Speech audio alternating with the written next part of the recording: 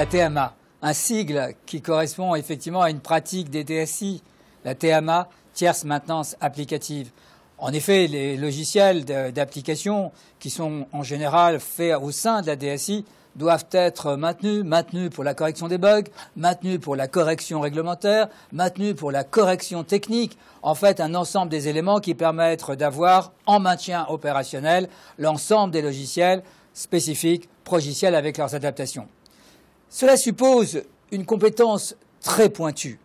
Et aujourd'hui, il existe des usines de maintenance. C'est-à-dire que certaines sociétés de services ont développé des capacités à prendre en charge ces logiciels après les développements et de développer tout un système d'outils pour prendre en compte les corrections des bugs qui viennent des éditeurs des progiciels, les corrections des bugs qui viennent des fournisseurs des matériels et les corrections des bugs qui viennent des utilisateurs. Et lorsque, bien évidemment, vous avez la maîtrise complète de l'ensemble de l'application, s'il y a des nouveautés fonctionnelles ou s'il y a des nouveautés réglementaires, il y a tout lieu que, dans ce cadre, la société qui fait les développements sur les corrections propose, bien évidemment, de faire les modifications fonctionnelles et les modifications législatives.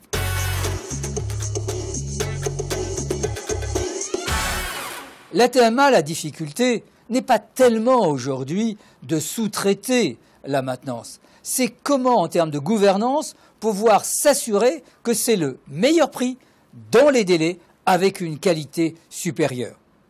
Et pour régler cette gouvernance, au-delà, bien évidemment, d'un homme responsable de cet ensemble, il faut avoir un contrat de tierce maintenance applicative.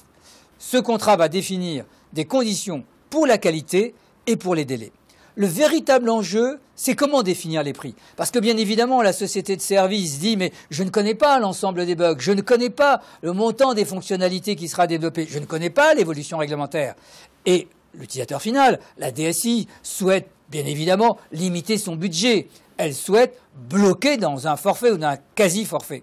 Et il faut trouver des unités d'œuvre, une régie plafonnée et parfois un bonus-bonus, c'est-à-dire qu'on définit un prix complémentaire, et si ce prix complémentaire n'est pas versé, alors une partie vient quand même pour la société de service afin de rémunérer sa capacité à avoir mis en place une productivité dans une qualité et un délai préfixés.